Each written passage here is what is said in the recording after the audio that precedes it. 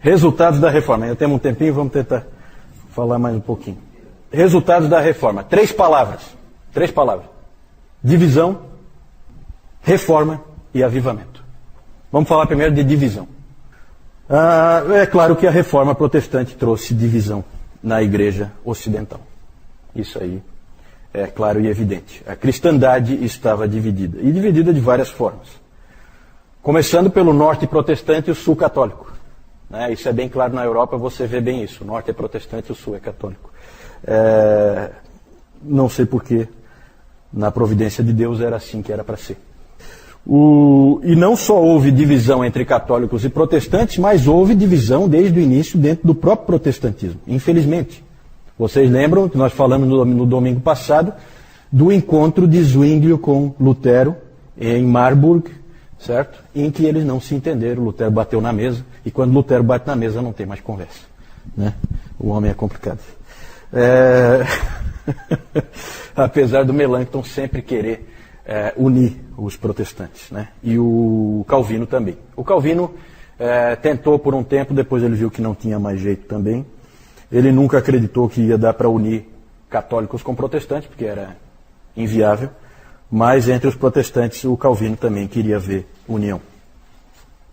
Então, na verdade, 3 grandes divisões no protestantismo. Podemos aí ter 90% dos protestantes estão aí. Os outros 10% você vai ter dentro de grupos radicais, né? Anabatistas, grupos menores, certo? Mas os grandes grupos são os luteranos, os reformados e os anglicanos. Esses reformados aparecem em vários lugares. Em Genebra é reformado, em Zurique é reformado, você tem os huguenotes na França, que são perseguidos, mas são reformados também. Os holandeses, né?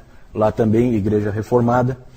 Então, reformados é uma coisa que pega mais países, né? Os luteranos pegam mais em torno da Alemanha. Não só a Alemanha, mas também aqueles outros países que tem ali, Boêmia, Morávia, na época, né? Vamos falar um pouquinho da França, acho que é interessante, para não deixar de fora os huguenotes. Acho que a gente pode aproveitar aqui e falar um pouco sobre isso. Sim, não, é que eu quero falar especificamente dos reformados, só que na França, os huguenotes, assim chamados, certo? Não sei por que o nome deles, esse era o nome que os inimigos davam para eles, né? Huguenotes. Eu acho que é interessante a gente falar um pouquinho deles. Não tem como a gente entrar em detalhes, mas eles são importantes inclusive para a história da igreja no Brasil, né? Porque nós poderíamos ter tido uma colonização de huguenotes aqui, né? Não tivemos por muito pouco, certo? Graças aos heróis da sua infância, José de Anchieta e Manuel da Nóbrega, que convenceram o Mendes Sá para mandar o Estácio de Sá lá matar todo mundo, certo? Então, aqueles heróis seus, né, da infância, certo? Foram os responsáveis por acabar com o protestantismo que tinha uma chance, né? Não era uma chance muito consistente, mas tinha uma chance. Depois eu vou falar um pouco mais sobre isso, tá? Antes disso, eu quero falar daqui a pouco já está na hora do nosso intervalo, eu só quero falar de uma coisa nova que aparece. Os países passaram a ter que tratar de uma coisa que não existia antes: pluralismo religioso. Agora a igreja não é mais uma só, e em alguns países você tem várias igrejas coexistindo, e o que fazer? Tudo isso é muito novo, não sabemos como lidar com isso. Hoje, para nós, é tudo muito normal, né? Eu saio daqui, eu estou numa igreja batista, daqui a pouco eu passo na frente de uma católica, depois uma presbiteriana, e tudo é muito normal, porque nós vivemos no nosso tempo, mas ali isso não é tão óbvio, certo? Vamos tentar nos colocar no lugar das pessoas daquela época. Alguns países tinham uma fé só. Alguns eram católicos. Quem? Espanha, com certeza. Portugal, sim. Itália, né? Países de uma fé só. Tranquilo, não tem maiores problemas, certo? Tem países protestantes? Tem? Escócia, que mais? A Alemanha não. A Alemanha é toda dividida. Exatamente, é anglicana, é protestante, certo? Irlanda é católica, né? Irlanda é católica. França não, França tem problema. França é confusão. É exatamente aí que a gente queria chegar. Os que tiveram que lidar com a encrenca. Quais são? Eu não sei, eu acho que aqueles países ali, eles faziam parte, alguns faziam parte do Império Russo, e aí não é a Igreja Ocidental, é a Igreja Oriental. Alguns faziam parte do Santo Império Romano, né? Porque não adianta a gente falar agora em Alemanha, não tem Alemanha, não existe Alemanha, existe Santo Império Romano, certo? Norte da África é islamismo, né? Tudo. Desde lá do século VII, tudo islamismo. Né? Até hoje lá são os piores países que tem, tudo tomado por muçulmanos, tudo ali. Grécia, boa pergunta, não sei como é que era na Grécia. Claro, a Igreja Ortodoxa, claro, é a Igreja Oriental, por isso que não entra aqui nessa, né? É a Igreja Oriental, com certeza. Obrigado, Deb, isso mesmo. No Império, a coisa só foi resolvida com a Paz de Augsburgo, de 1555. Foi assinado um acordo, o acordo era mais ou menos o seguinte, para simplificar, certo? Porque o Santo Império Romano é formado de vários reinos, certo? Pequenos reinos ali, como a Saxônia, por exemplo, nós falamos da Saxônia. E a Paz de Augsburgo foi o seguinte, para não dar rolo, cada região assume a religião do seu rei. Interessante, né? Então você se converte à religião do rei, aí você está tranquilo. Senão você sai porque ali não pode ficar. Né? Então eles não permitiram assim um pluralismo realmente. Né? Eles, na verdade, acharam uma outra solução. Você tem, dentro do Santo Império Romano, depende do reino que você está, é católico ou é protestante. Na França, nós temos uma minoria calvinista e um reino fortemente católico. Esse é problema, isso é explosivo. Por isso houve forte perseguição aos huguenotes. O Calvino incentivava muito a reforma na França. Ele mandava jovens para lá, depois de treinados na Academia de Genebra. Preparava e mandava os caras para lá. É muito interessante, tem as cartas, né? As cartas de Calvino aos 5 prisioneiros de Lyon. São cartas muito bonitas do Calvino incentivando aqueles rapazes que estavam presos por causa da sua fé em Lyon. Um trecho. Já que foi da vontade de Deus usá-los até a morte, na manutenção da sua luta, Ele fortalecerá as mãos de vocês na batalha e não permitirá que nenhuma gota do sangue de vocês seja derramada em vão. Então são 5 homens preparados para morrer. O próprio Calvino sabe que não tem jeito, vão morrer. Certo? O Calvino sempre dizia que a reforma não se faz com revolução, não se faz com armas. A reforma se faz com lágrimas e sangue. E oração. E oração. Esqueci da oração. Oração ele colocava. Lágrimas e orações são nossas armas. Mas houve pessoas, como John Knox na Escócia, que pegaram em armas sim. E na França acabaram pegando em armas também. Certo? E ficaram, na verdade, eles tinham um grande trunfo, que era o almirante Coligny, Gaspar de Coligny, que se converteu ao protestantismo. E esse sujeito era um sujeito importante, poderoso, que tinha condições de fazer diferença. E aí houve conflito entre católicos e protestantes. E o Gaspar, eu não vou entrar em detalhes, o Gaspar de Coligny sofreu um atentado na noite anterior, à noite de São Bartolomeu, o dia de São Bartolomeu. E no dia de São Bartolomeu houve uma coisa arquitetada, um tipo de armadilha, porque, não tem como entrar em detalhe, mas o Henrique de Navarra, que era protestante, Navarra era um reino da Espanha, e ele era protestante, esse Henrique de Navarra, por causa dos casamentos ali, o cara vem de um outro lugar e acaba, sabe?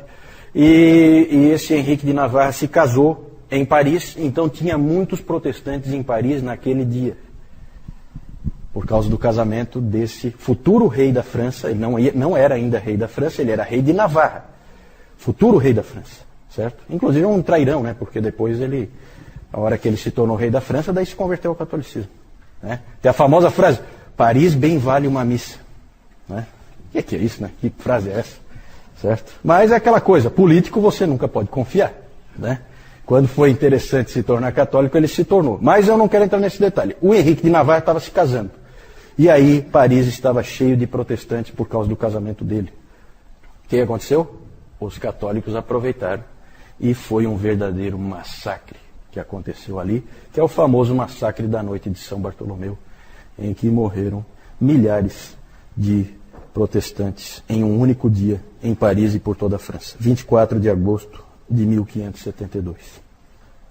Em 1598 foi proclamado o Edito de Nantes, 1598, então são 1572, 98, são 26 anos, isso, 26 anos.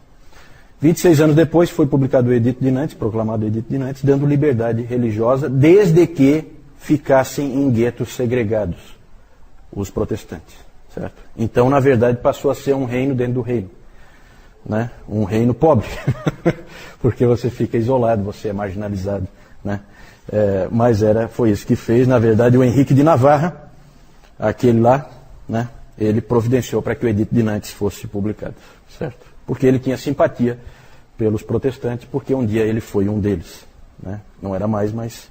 O Edito de Nantes durou uns 100 anos e aí a perseguição recomeçou e desta vez os huguenotes tiveram que fugir. Na França, o protestantismo não vingou. Na verdade, na França não vingou nada no fim das contas, certo? Porque depois foi o berço do iluminismo e aí Deus é um Deus que é o grande arquiteto do universo, que foi embora, deu corda no relógio e sumiu, e é assim que é a mentalidade do francês, né? Então, só para terminar então, aqui essa parte que eu estou falando de divisão, e aí nós vamos sair, houve guerra também dos Países Baixos com a Espanha, e nessa guerra acabou então havendo um acordo no final, em 1607, o norte protestante passou a se chamar, nesse acordo, 1607, Países Baixos, certo? Localize-se, Espanha atacou e tal, o norte protestante passou a se chamar Holanda, muito bom, e o sul católico passou a se chamar Bélgica, exatamente, muito bom, é isso aí, Bélgica e Holanda. Houve um acordo, e aí porque houve guerra entre protestantes e católicos ali, e aí aquela coisa, vamos parar com a guerra? Vamos, então vocês aqui protestantes, vocês ficam com essa parte aqui para o norte, e nós ficamos com essa parte aqui para o sul, nós católicos. Então sabe esses acordos assim? Não necessariamente, né? Na verdade, tem gente que acaba se adaptando, né? Mas com certeza tem gente que se muda, claro. Vou para um lugar onde é melhor para mim, né? E muita gente é como o vigário de Bray, né? O que estiver valendo, eu estou nessa. Para mim, tanto faz. Todos os caminhos levam a Deus, né? Esse é o pensamento. A Suíça é cantões, né? A Suíça não era um país, até hoje não é, até hoje é um país esquisito, né? Com um monte de língua diferente, né? Porque, na verdade, como a gente viu, você tem cantões que são regiões independentes, tipo de principados, assim, mais ou menos como é hoje Luxemburgo, né? Regiões pequenas ali em que basicamente é uma cidade com alguma coisa em volta para você pôr lá uma cabeça de gado, alguma coisa, né? Mas é uma coisa assim, né? É simples. E, então a Suíça era assim já desde o tempo da Reforma, né? Você fala de Zurique, não, a Suíça é protestante, né? A Suíça tinha alguns cantões católicos, né? Mas acabou o protestantismo prevalecendo, né? Sim. Porque os huguenotes, como eu disse, eles fugiram, né? Para vários lugares. Inclusive alguns foram para a América, se espalharam, né? Mas foram muitos, com certeza, para a Suíça. Com certeza, a Suíça era uma boa opção, né? A Suíça. A Holanda, só para terminar, a Holanda foi desde o início um exemplo de liberdade religiosa, né? Foi um dos primeiros países assim em que começa a aparecer alguma liberdade religiosa.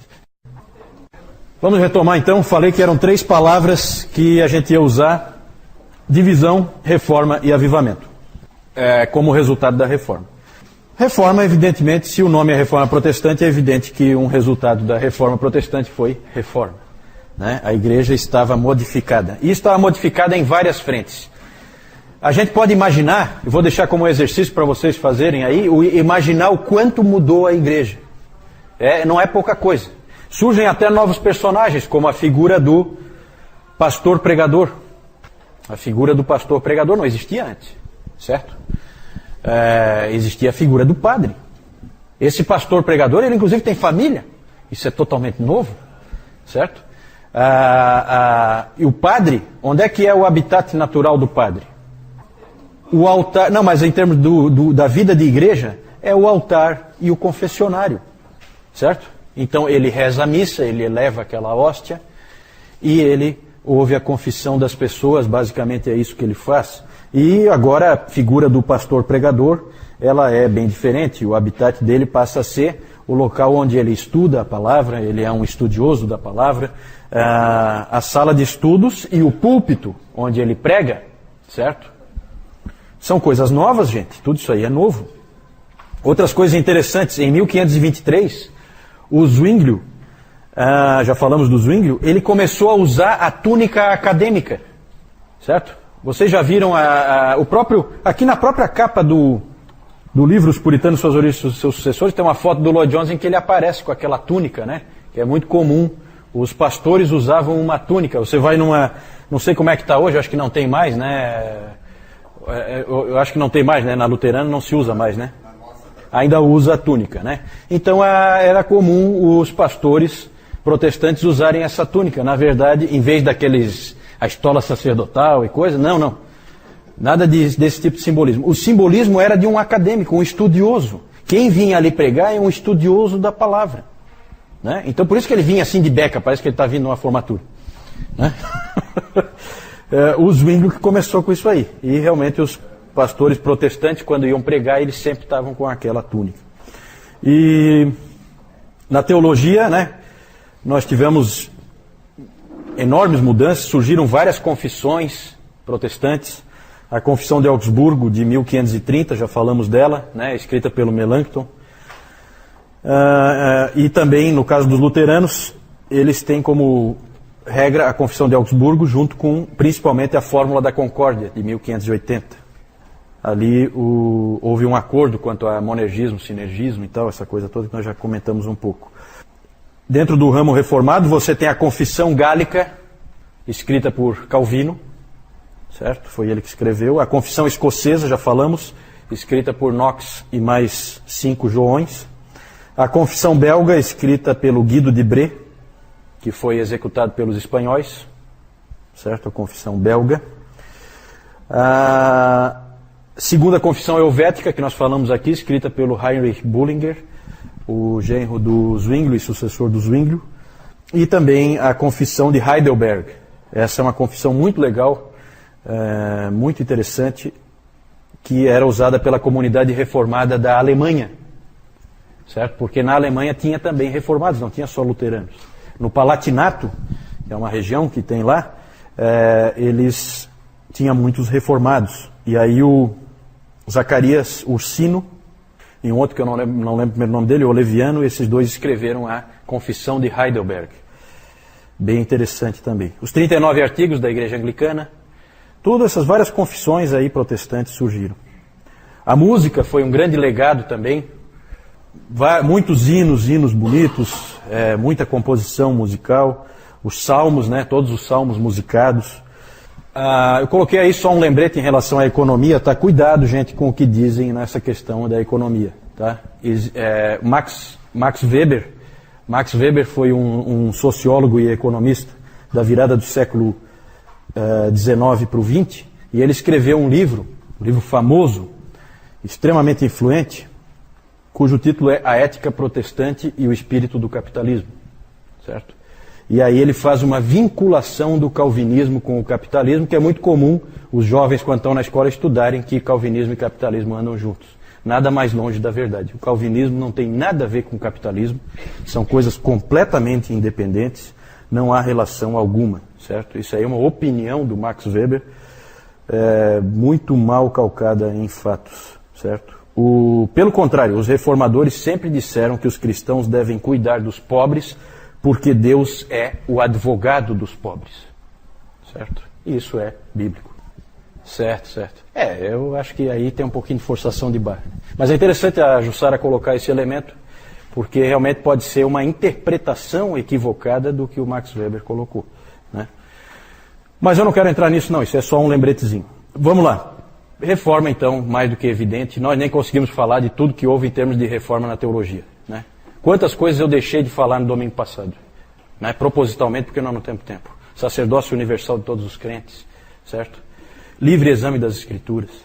Tudo isso são presentes que nós ganhamos de Deus através dos reformadores. A terceira palavra pode passar aí. Avivamento. Sempre há uma questão clara. A reforma foi um avivamento? Foi um movimento de avivamento?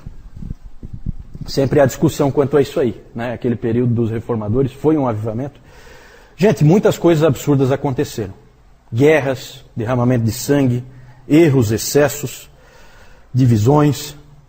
O próprio Lutero, ele pensou em desistir de tudo, mais de uma vez, porque ele achava que as pessoas não estavam vivendo de acordo com o que elas criam, certo?